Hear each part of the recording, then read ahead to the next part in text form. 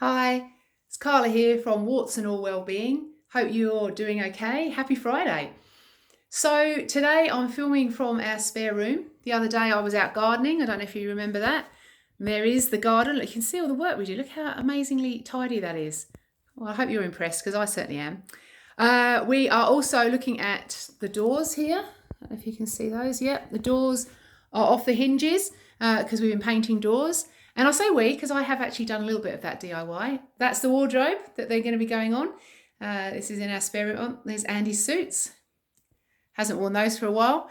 Maybe he will again. Maybe he'll get a job somewhere else where he doesn't need to wear a suit. Who knows? Anyway, today's well-being strategy or tip that I'm going to be talking about is the importance of connections and positive relationships. So in all of the different well-being frameworks, the ones that I talked about earlier on, all of them have in common positive relationships or connections with others as being really important. So, we are wired to connect with other people. It's really tricky here in Victoria at the moment because we're not allowed to gather in each other's houses and things like that. But fortunately, we're living at a time where we have so many other ways of getting in touch with people.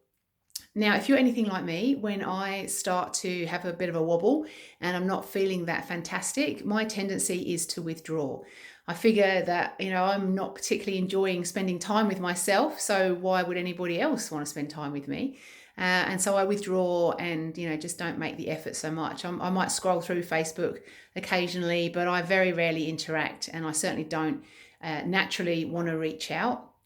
But because I know that positive relationships and having those strong connections are really important for my well-being, I'm really deliberate in setting an intention and every day contacting at least one person.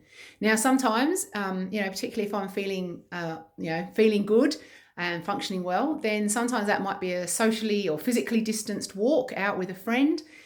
Sometimes it might be a Zoom chat. I know they're not anywhere near as good as being in real life with the person. One of my closest friends back in South Australia and I sometimes will share a glass of wine over Zoom on a Friday afternoon/evening, and it's not the same as when we can do it face to face, but we make the most of it. So there's always Zoom or WhatsApp or something like that. I've loved WhatsApp because I've been able to catch up with some really good friends back in the UK and do that fairly regularly. But sometimes I'm not even up to, doing those face-to-face things. And so sometimes it might just be a Facebook message or I might just send a text. But what I'm really deliberate about is making sure that each day I reach out to one person. It doesn't matter how big or how small. It's so easy just to drop off the radar and to go AWOL and to be missing in action and all those other acronyms that we can throw in. But it's really easy to do that. And yet I know that I need my support network.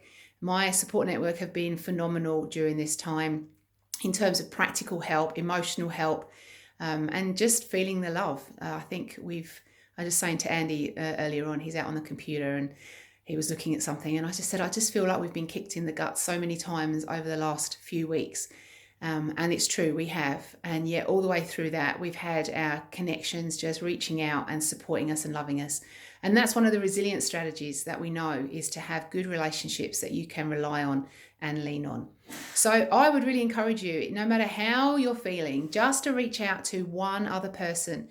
If you can do that today, like I say, it might just be a text saying, how you going? Or, have you seen the latest episode of Farmer Wants a Wife? Or whatever it might be, but just to reach out so that you can have some kind of interaction with another human being and build those positive relationships.